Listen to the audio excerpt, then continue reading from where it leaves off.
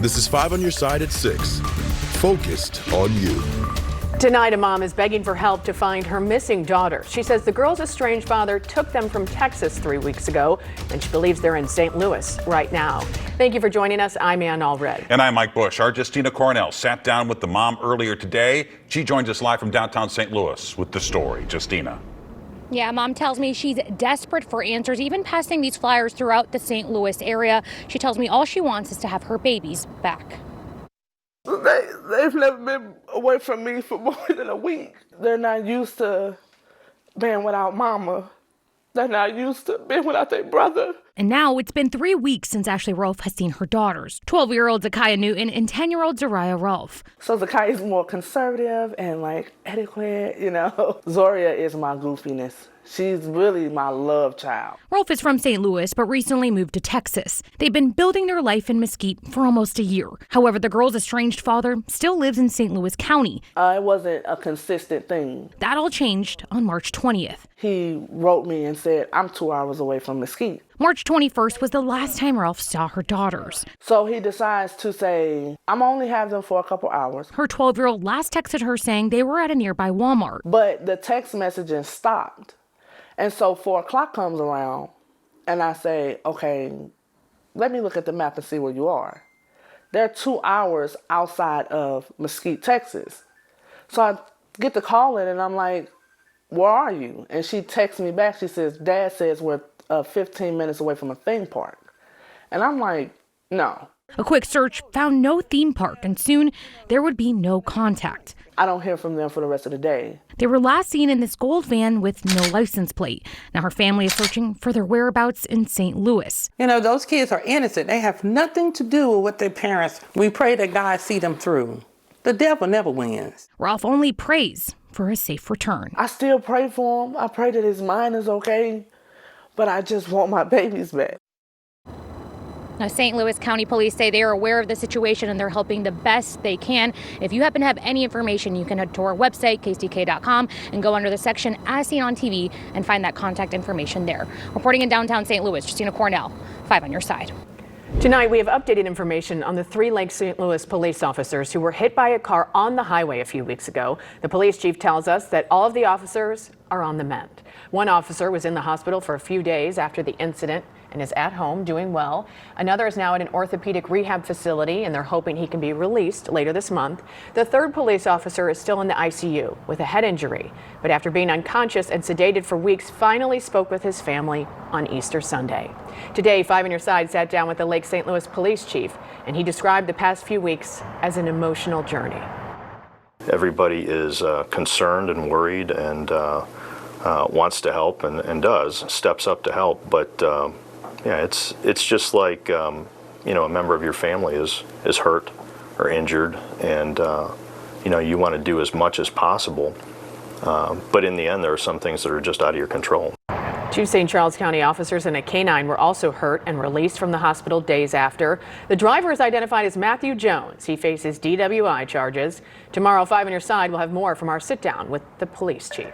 Starting today, Metro Transit is scaling back its Call-A-Ride service. That service provides transportation for people with disabilities. 5 on your side's Travis Cummings joins us live from Metro's central office on Spruce Street with how some are feeling about these new changes. Travis.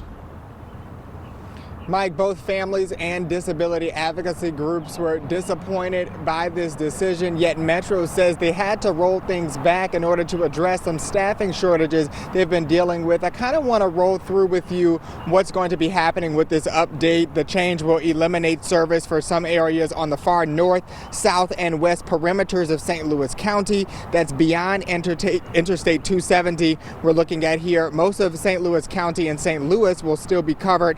Families who are outside of the limits are battling more expensive and less flexible options.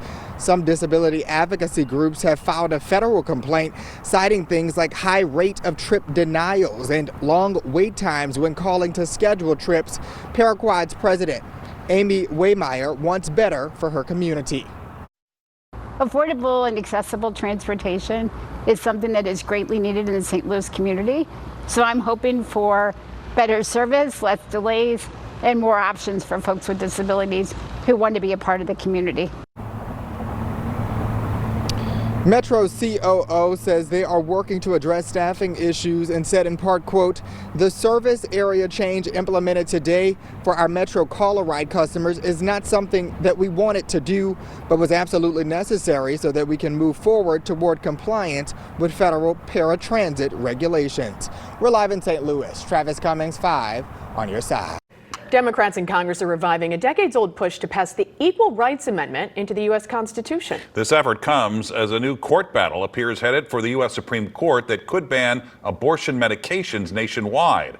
Our political editor, Mark Maxwell, is here now with more. Mark? Mike and Ann, the thinking here is if you want to protect a right from a court ever rolling it back, enshrine it into the U.S. Constitution, then it's untouchable. That's one reason the Equal Rights Amendment was one of the hottest political debates of the 1970s and 80s. Both then and now, it was St. Louis area women leading the charge. What you saw over the weekend was more of a government overreach. Congresswoman Nikki Budzinski sat down for an interview marking her first 100 days in office. And I think women are scared right now after the Dobbs decision. The first-term Democrat reacted to a federal judge moving to strip the FDA approval of the most commonly used abortion pill in the country. It's deeply troubling, and I think that we need to be passing at the federal level protections to prevent a judge from weighing in on something. We need national protections for women. Equality is overdue.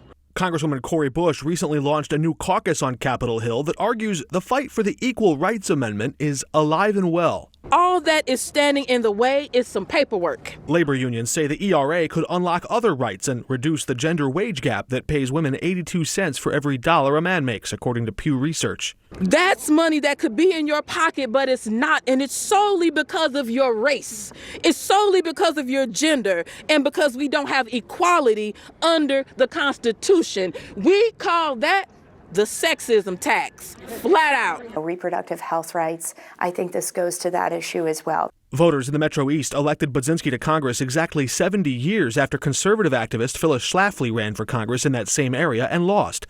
Schlafly went on to lead the anti-feminist movement to defeat the ERA 40 years ago. Elections matter. Right now we have a very narrowly divided House where the Republicans have about a 5-seat majority. Whether the ERA is going to be able to come for a successful vote on the floor, I'm pretty doubtful of that. But under this Congress? Under this Congress. But under a Democratic one? But under a Democratic Congress, I would hope that we'd be able to find consensus and move this forward and get this in the Constitution. I think it'd be a great step forward. Even barring that 40 years that has passed, you see that that's not an obstacle? It shouldn't be an obstacle. And in some ways, we shouldn't even have to still be debating it. This should be just understood that a woman and a man should be able to have equal rights and protections under the law. Illinois' Attorney General Kwame Raoul sued to try and force the federal government to recognize that Illinois and 2 other states had ratified the ERA, even though it was decades after the deadline. That effort was just recently defeated in the D.C. Court of Appeals. We reached out to Raoul's office, but they haven't said if he might appeal that to the Supreme Court.